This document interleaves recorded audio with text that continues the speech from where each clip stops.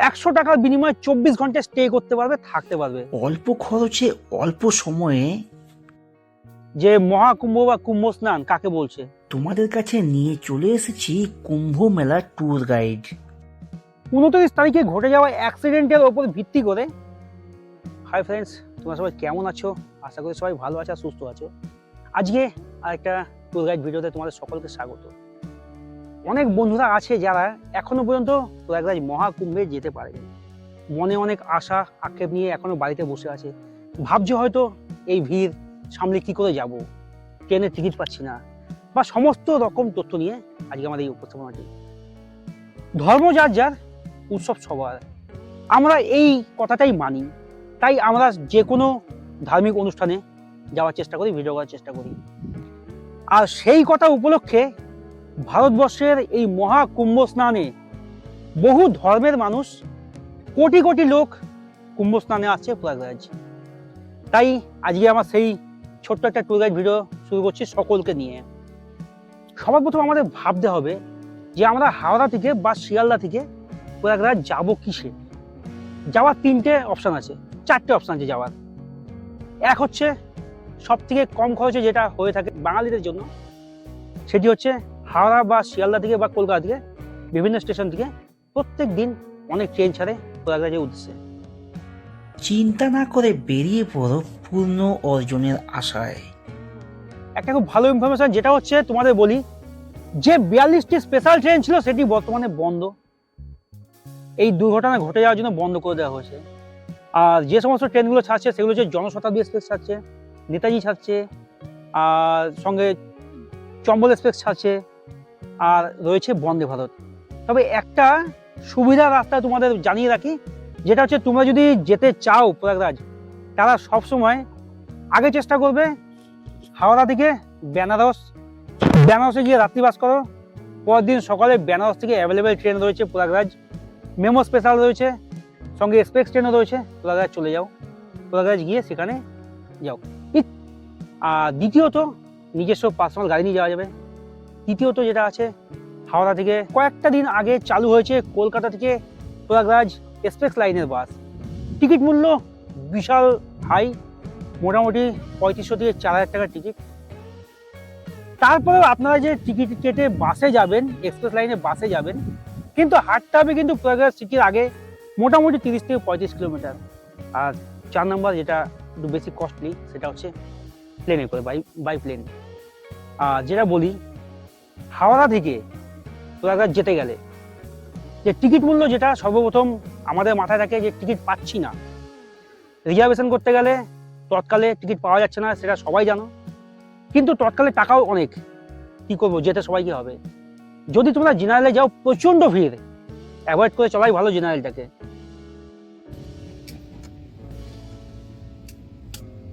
জেনারেলের টিকিট মূল্য হচ্ছে 250 টাকা, 60 টাকা এরকমের মধ্যে।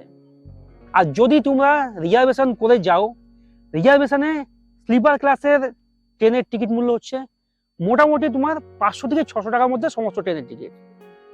আর তারপর যে সমস্ত বন্ধুরা এসিতে যেতে চায়, থার্ড এসি হোক ফার্স্ট এসি হোক, মোটামুটি 1200 থেকে 1600-1700 টাকার মধ্যে প্রত্যেকটা ট্রেনের টিকিট রয়েছে। কিন্তু প্রিমিয়াম তৎকালের জন্য বা প্রিমিয়াম ক্যাটাগরি ট্রেনের জন্য বন্দে ভারত রয়েছে, যেটি হাওড়া থেকে বারাণসী পর্যন্ত যাচ্ছে। বারাণসী থেকে তোমাদের আবার ট্রেন চেঞ্জ করে যেতে হবে প্রয়াগরাজ।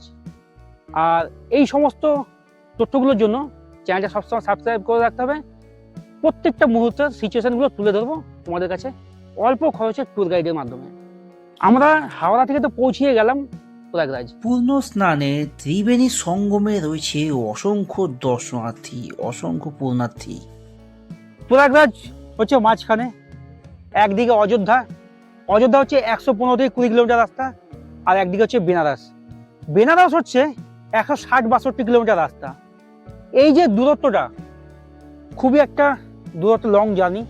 কিন্তু নামবো 3টে স্টেশন আছে, তার মধ্যে নিয়ারেস্ট হচ্ছে প্রয়াগরাজ চৌকি, আর বাদবাকি যে দুটো সেটা হচ্ছে প্রয়াগরাজ জংশন আছে, আর হচ্ছে প্রয়াগরাজ রামবাগ আছে। এইবার আমরা প্রয়াগরাজ পৌঁছিয়ে তো গেলাম, যে কোনো প্রকারই হোক পৌঁছিয়ে গেলাম। ট্রেনে সর্বপ্রথম আমি বলবো তোমাদের ট্রেনে পৌঁছাও। ট্রেনে পৌঁছালে যে সুবিধাটি তোমরা পাবে সেটি হচ্ছে, স্টেশন থেকে মাত্র 7 কিলোমিটারের ডিস্টেন্স ছিল হাঁটা পথ, আর আমরা সকলেই জানি একটা মর্মান্তিক দুর্ঘটনা ঘটে গেছে, যেটা মৌনী অমাবস্যা উপলক্ষে 6 থেকে 7 কোটি লোকের সমাগম হয়েছিল। সেই সময় একটা দুর্ঘটনা ঘটেছে, প্রায় 30-40 জনের উপরে লোক মারা গেছে, অনেকে আহত হয়েছে, তার মধ্যে আমাদের কলকাতার বাঙালি একজন রয়েছে। সেই ভয়টাই এখন আমরা অনেকেই পাচ্ছি, আমিও পাচ্ছি, তোমরাও পাচ্ছ, বা অনেকেই পাচ্ছে। কিন্তু কথা হচ্ছে, তা বলে কি যাবো না? একটা কথা মাথায় রাখতে হবে, সবাই যাচ্ছে পুণ্যর আশায়। পূর্ণ হবে কিনা জানি না, কিন্তু 144 বছর পর পর এই তিথি আসে, এই তিথিতে সবাই যাচ্ছে। তাই বলি, এই যে 29 তারিখ যে দুর্ঘটনাটি ঘটে গিয়েছে, এর জন্য কিছুটা এখন উত্তরপ্রদেশের সরকার কিছুটা নিয়ম চেঞ্জ করেছে। আগে কি হতো, যে যার মতো যাচ্ছিল, মোটামুটি স্টেশন থেকে 3-4 কিলোমিটার গাড়িতে যাচ্ছিল, তারপরে গাড়ি চেঞ্জ করে হেঁটে বা অনলাইনে যেসব র্যাপিডো যে বাইকগুলো আছে সেইগুলো করে যাওয়া যাচ্ছিল। এখন টোটাল বন্ধ। এখন তোমাকে যেতে হবে, যদি যাও তোমরা, তাহলে একটা জিনিস মাথায় রাখবে, যে আগে যে 7 কিলোমিটারের রাস্তা ছিল স্টেশন থেকে প্রয়াগরাজ সঙ্গম পর্যন্ত, তার মধ্যে তো প্রচন্ড ভিড়। সেই ভিড় সামলিয়ে ধাক্কিয়ে যাওয়া, মানে আগে যেটা 3-4 ঘন্টা রাস্তা ছিল, এখন সেটা প্রায় 10-12 ঘন্টা রাস্তা হাঁটতে হবে। এই হাঁটার যে রাস্তাটা, এটা মাথার মধ্যে ঢুকিয়ে তারপরে যাবে, না হলে কিন্তু সমস্যায় পড়তে হবে। এবার আমরা তো যা করেই হোক হাওড়া থেকে পৌঁছে গেলাম প্রয়াগরাজ। এবার যে সমস্ত ট্রেনগুলোতে যাওয়া যায় প্রয়াগরাজে, সেই সমস্ত ট্রেনের যে লিস্ট, সেই লিস্টের নাম্বার ও নামগুলো একটু স্ক্রিনে দেওয়া থাকলো, একটু দেখে নিও।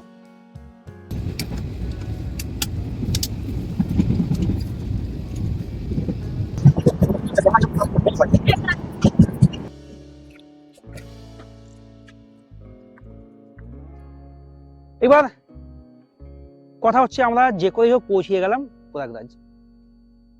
এইবার সব থেকে বড় যেটা চিন্তা, এত কষ্ট করে ধাক্কা ধাক্কি করতে করতে, গুটোগুটি করতে করতে চলে তো গেলাম, থাকবো কোথায়? পকেটে তো টাকা নেই, অল্প টাকা নিয়ে বেরিয়েছি বাড়ি থেকে। তাদের জন্য বলি, প্রয়াগরাজ পৌঁছানোর পরে সব থেকে আগে খুঁজবে যে সমস্ত ধর্মশালাগুলো রয়েছে। ধর্মশালাগুলোতে গেলে একটা জিনিস সুবিধা কি, ধর্মশালাতে গেলে 1 থেকে 1000 টাকার মধ্যে তুমি থাকতে পারবে 24 ঘন্টার জন্য। এরকম অনেক ধর্মশালা রয়েছে, যেমন ভারত সেবাশ্রম রয়েছে, ইসকনের ধর্মশালা রয়েছে, বা বিভিন্ন যে গুরুদুয়ারা আছে, এই সমস্ত অনেক ধর্মশালা রয়েছে। সেগুলোতে থাকতে পারবে 1 থেকে 200, 500, 1000-এর মধ্যে সবই পেয়ে যাবে। আর সব থেকে ভালো যেটা আমি বলবো, অল্প বাজেটে একটা আশ্রমের কথা আমি তোমাদের বলি, যেটা হচ্ছে আমাদের বাঙালি মহারাজের আন্ডারে রয়েছে। বাঙালি মহারাজের আন্ডারে হচ্ছে রামবাবু মহারাজের আন্ডারে রয়েছে বাঙালি আশ্রম। সেখানে তোমরা গেলে 100 টাকার বিনিময়ে 24 ঘন্টা স্টে করতে পারবে, থাকতে পারবে, মানে এর থেকে কমে হয় না। আর ওই রামবাবু মহারাজের যে আশ্রম, জন আশ্রয় আশ্রম, তার ফোন নাম্বার ডিসপ্লেতে মেনশন করে দেওয়া থাকলো এবং ডেসক্রিপশনে থাকবে, তোমরা দেখে নিও। আর খুব ভালো লোক, আমাদের বাঙালি কলকাতার লোক, ফোন করে কথা বলে নিও, সমস্ত রকম তথ্য তোমার দিয়ে দেবে। একদম স্টেশন থেকে বেরিয়ে হয়তো কিছুটা 1 কিলোমিটারের মধ্যেই। তারপরে তো ভারত সেবাশ্রম রয়েছে, যেখানে তোমরা থাকতে অবশ্যই পারো। কিন্তু আমি বলবো, ভারত সেবাশ্রমে বর্তমানে থাকতে গেলে কপালের প্রয়োজন আছে, মানে কপালে না থাকলে হবে না। কারণ ভারতবর্ষ থেকে বিভিন্ন কোণা থেকে বা দেশ বিদেশ থেকে কোটি কোটি লোকজন বর্তমান দিনে মহাকুম্ভে পূর্ণ আশায় যাচ্ছে, পূর্ণ স্নানের জন্য যাচ্ছে। সবার আগে সবাই গিয়ে যাচ্ছে ভারত সেবাশ্রমে। ভারত সেবাশ্রমে 500 থেকে 1000 টাকায় রুম অ্যাভেলেবেল আছে, কিন্তু থাকলে কি হবে? তুমি যে সারাটা রাত জার্নি করে, সারাটা দিন হেঁটে, 8-10 ঘন্টা হেঁটে অত দূর পৌঁছাবে, পৌঁছানোর পরে যখন গিয়ে দেখবে 1000-2000 লোকের লাইন, তখন কি করবে? তখন এমনি মুড অফ হয়ে যাবে। তাই আমি বলবো ভারত সেবাশ্রমটাকে একটু এড়িয়ে চলতে। ভারত সেবাশ্রমের সামনে মোটামুটি 200 থেকে 500 লোকের লম্বা লাইন। সবাই একদিকে গেলে ওই একটা জায়গায় জাম হয়ে যাবে। তোমরা অন্য অন্য আশ্রমের দিকে যাও, যেমন আমি যেটা বললাম, জন আশ্রম আছে, সেখানে যেতে পারো। আর যে সমস্ত বন্ধুদের পকেটে টাকা কিছুটা আছে, যদি ভাবে যে কোনো আশ্রমে থাকবো না, তাদের জন্য বলি, প্রয়াগরাজ স্টেশন থেকে কুম্ভ মেলার কাছাকাছি পর্যন্ত বহু হোটেল রয়েছে, যেই হোটেলগুলো তুমি এই আজকের দিনে দাঁড়িয়ে মোটামুটি 5 থেকে 50,000 টাকা রুম ভাড়া।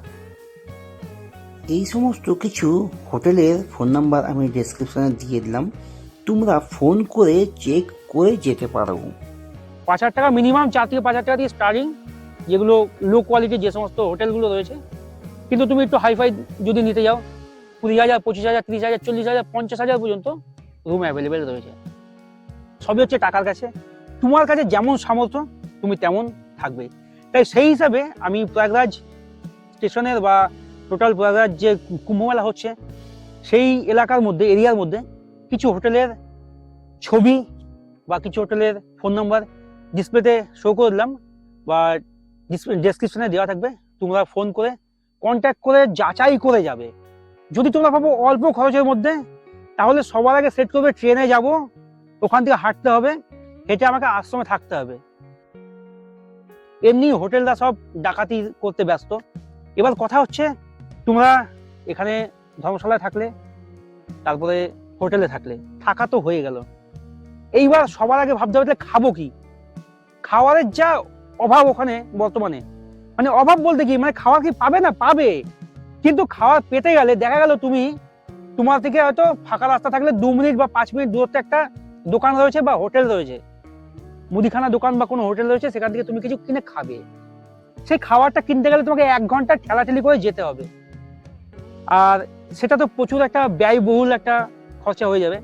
কিন্তু আমি বলবো, যে সমস্ত বন্ধুরা আছো তারা প্রয়াগরাজ যাও, থাকো, আশ্রমে থাকো, থেকে লক্ষ লক্ষ ভান্ডারার জায়গা রয়েছে, ধার্মিক ভান্ডারা, বিভিন্ন রকম ধর্মের যে সমস্ত আশ্রম বা আখড়া রয়েছে তাদের ওখানে ভান্ডারা ব্যবস্থা রয়েছে। লক্ষ লক্ষ লোক ডেলি খাচ্ছে ওখানে, সকাল দুপুর রাত, তুমি কি খাবে সমস্ত জায়গায় খাবার অ্যাভেলেবেল। কিন্তু অ্যাভেলেবেল থাকলেও এখানে একটা সমস্যা মারাত্মক রকমের আছে। এবার সমস্যাটা তোমরা বলতে পারো যে বড় বড় ভাষণ তো দিচ্ছ, সমস্যাটা আবার কি, তার জন্য দেখতে থাকো।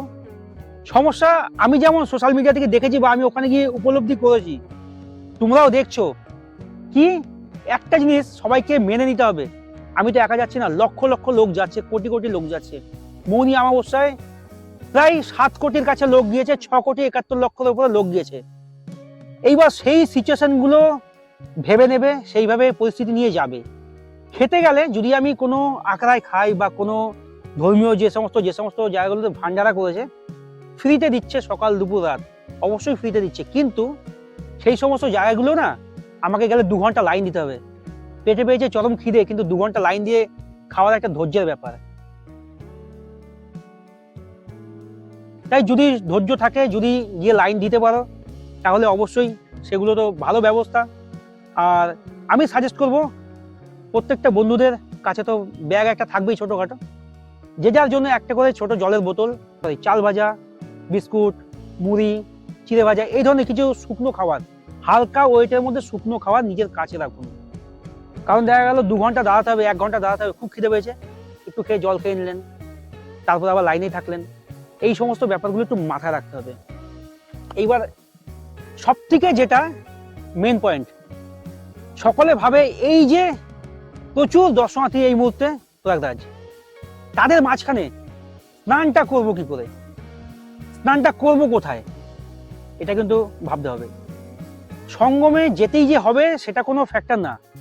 মন শুদ্ধ থাকলে, মন পবিত্র থাকলে, আমার পাশে আমার গঙ্গা নদী, এটাও গঙ্গা নদী, সেটাও গঙ্গা নদী, কিন্তু হ্যাঁ ওখানে হয়তো গঙ্গা যমুনা সরস্বতী 3 বোন একসঙ্গে মিলন স্থান, তাই সেটা হচ্ছে ত্রিবেণী সঙ্গম পূর্ণ স্থান।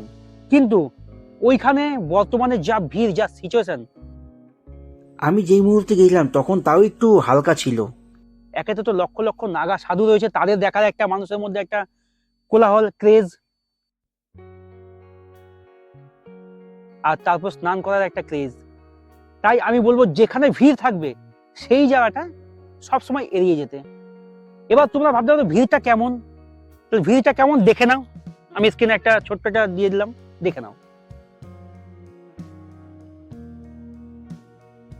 এবার ভিড় হচ্ছে এইরকম পরিস্থিতি, হোটেল পাওয়া যাচ্ছে না, থাকার জায়গা খুব অভাব, খাওয়ার জায়গা খুব অভাব, সবকিছু ধাক্কাধাক্কি করে কমপ্লিট হয়ে যাওয়ার পর স্নানে যে ভিড়, আমি তোমাদের কাছে জোরহাত করে রিকোয়েস্ট করব, বেশি ভিড় থাকলে সেখান থেকে এড়িয়ে চলবে। কারণ হয়তো তুমি ভিড়ের মাঝখানে তুমি 5 জনা মিলে গেলে, বা দেখা গেল 1 জনাই গেলে, বা যেই হোক যাবে, দেখা গেল গিয়ে স্নান তো করলে, একটা বিপদ ঘটতেই পারে। বিপদ না ঘটার কিছুই নেই, কারণ আমরা আগে দেখেছি একটা বড় দুর্ঘটনা ঘটেছে, বেশ দু একবার আগুনের দুর্ঘটনা ঘটেছে। সবসময় এগুলোকে একটু বজায় রাখতে হবে। তো সঙ্গমের কাছাকাছি না যেতে বললে আগে যে গঙ্গা আছে সেখানে স্নান করে নাও।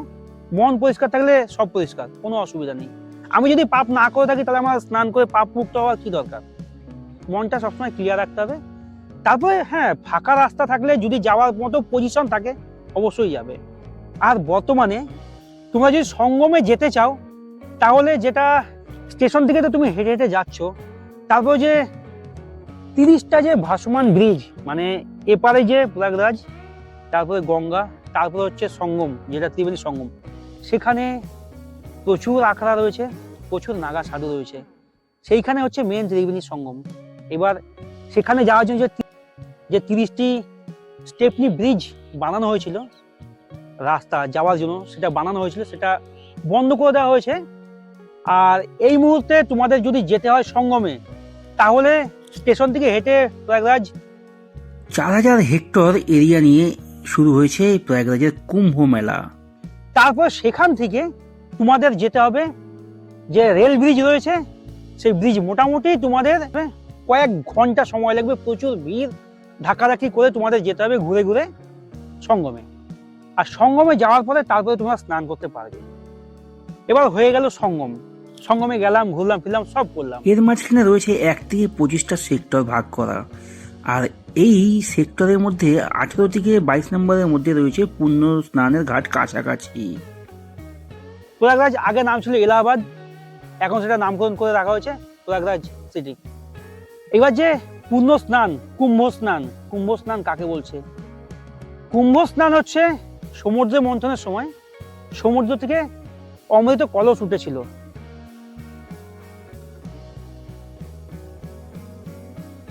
সেই কলসের জন্য দেবতা ও অসুরদের সঙ্গে যুদ্ধ হয়। আর দেবতাদের কাছে 12 দিন, অর্থাৎ আমাদের কাছে 12 বছর। আর সেই যে কলস উঠেছিল অমৃত কলস নেওয়ার জন্য, লাভের জন্য দেবতা ও অসুরদের মধ্যে 12 দিন ধরে যুদ্ধ হয়। আর সেই যুদ্ধের সময় সেই অমৃত কলস থেকে বেশ কয়েক ফোঁটা করে অমৃত পড়ে পৃথিবীতে 4টি জায়গায়। কোথায় কোথায়? সেটা হচ্ছে প্রয়াগরাজ, আরেকটা হচ্ছে 1 নম্বর প্রয়াগরাজ, 2 নম্বর হচ্ছে ঋষিকেশ, 3 নম্বর হচ্ছে উজ্জয়িনী, 4 নম্বর হচ্ছে নাসিক। এই 4টি মহাপূর্ণ স্থানে যেখানে যেখানে অমৃত পড়েছিল সেগুলো হচ্ছে মহাপূর্ণ স্থান। আর এই পূর্ণ স্থানগুলোতে প্রত্যেক 12 বছর পর পর একবার করে কুম্ভ মেলা হয়। আর সেই কুম্ভ মেলাতে ঢল নামে সারা ভারতবর্ষে তথা বিশ্বের থেকে বহু লোক আসে, বহু দর্শনার্থী আসে পুণ্যের আশায়। তাই আমিও গেছি, তোমরাও যাবে। যারা যারা যেতে পারোনি তারা ভাবছো যাবো কি যাবো না, মনে কোনো রকম পাপ রাখবে না, সংকোচ রাখবে না, দ্বিধাবোধ রাখবে না। যদি শরীরে সমস্ত রকম সবকিছু ঠিক থাকে, পায়ে জোর থাকে, তাহলে অবশ্যই যাও। কারণ আজকে 2025 মহাকুম্ভ পেতে গেলে আবার আসতে হবে 2169, মানে 144 বছর পর। 12টা মহাকুম্ভ পার করে 12 × 12 144 বছর পরে হয় মহাকুম্ভ। আর এটা 2025, আবার আসবে মহাকুম্ভ 2169 সালে। আমি কেন, আমার পরে 3 পুরুষও পাবে না এই মহাকুম্ভ। তাই যদি সময় না থাকে সময় বের করুন। আমরা গেছি, আপনারাও যান, কোটি কোটি লোক যাচ্ছে, আপনারাও যান মহাকুম্ভে, যান একটু স্নান করে আসুন, কারণ আর পাবেন না এই মহাকুম্ভ। আমার তো সমস্ত প্রয়াগরাজ আসলাম, থাকলাম, খেলাম, ঘুরলাম, স্নান করলাম। বাড়ি যাওয়ার যে সমস্যাটা, সেটা হচ্ছে তোমাদের বলে রাখি, মাথায় সেট করবে যে আমাকে একটা রাত বেকার বেকার প্রয়াগরাজ স্টেশনে দিতে হবে। কারণ আমি যেমন ঢুকছি, আমার আগে আরো 10 লক্ষ লোক আছে। ট্রেন তো সারাদিনে দেখা গেল 20টা ট্রেন বা 50টা ট্রেন বা 100টা ট্রেন, কিন্তু আমার আগে আরো 10 লক্ষ লোক এসে হাজির। তারা উঠবে, ট্রেন ছাড়বে, আবার উঠবে, ট্রেন ছাড়বে, এই করতে করতে আমাকে 10-15 ঘন্টা স্টেশনে কাটাতে হবে। এই মানসিক চিন্তা ভাবনা নিয়ে যাও। তোমরা প্রয়াগরাজ থেকে ট্রেন ধরলে প্রচুর ভিড়, সেই ভিড়টা এড়াতে তোমরা প্রয়াগরাজ থেকে চলে আসো পাটনা বা দীনদয়াল উপাধ্যায় বা তোমার বেনারস, এই সমস্ত জায়গাগুলোতে এসে তোমরা ওখান থেকে অ্যাভেলেবেল ট্রেন পেয়ে যাবে, যে ট্রেনগুলোতে একটু হলেও শান্তি পাবে, উঠতে পারবে বা বসার জায়গা আশা করা যায়। আর তোমাদের আরেকটা কথা আমি বলি, যেটা হচ্ছে আমি তো দীনদয়াল উপাধ্যায় বা এই সমস্ত জায়গাগুলো ঘুরে নিলাম। তোমরা যদি চাও এখান থেকে বেনারস, প্রয়াগরাজ সিটি থেকে বেনারস হচ্ছে 160 থেকে 62 কিলোমিটার রাস্তা, আর প্রয়াগরাজ থেকে অযোধ্যা 118 থেকে 20 কিলোমিটার রাস্তা। তোমাদের জন্য একটা ছোট্ট ইনফরমেশন দিয়ে রাখি, তোমরা যারা আসছো কলকাতা থেকে যাচ্ছ, তারা প্রয়াগরাজ তো গেলে বা যাওয়ার সময় যদি ভাবো যে অযোধ্যা বা বেনারস হয়ে যাবে। আর আমার এই ছোট্ট ট্যুর গাইডটি কেমন লাগলো অবশ্যই কমেন্ট করতে ভুলবেন না। আপনাদের একটা কমেন্ট, একটা লাইক, একটা শেয়ার আমাদের আরও অনেক মোটিভেট করে নতুন নতুন ভিডিও আনার জন্য। আর একটা কথা আমি বলবো, যদি তোমাদের হাতে একটু সময় থাকে তাহলে ফ্যামিলি মেম্বার ও বন্ধু বান্ধবের সঙ্গে আমার এই ভিডিওটা একটু শেয়ার করে দেবে। কারণ যারা আগামীতে যেতে চায় তাদের অনেক সুবিধা হবে, কিভাবে যাবে, কোথায় থাকবে, কিভাবে ঘুরবে, যাবে কি যাবে না, এই সমস্ত তথ্য এই ভিডিওতে রয়েছে। তাই বলছি ফ্যামিলি মেম্বার ও বন্ধু বান্ধবের সঙ্গে একটু শেয়ার করে দিন। আর সবাই ভালো থাকবে, সুস্থ থাকবে, সাবধানে থাকবে। গুড নাইট বন্ধুরা, বাই।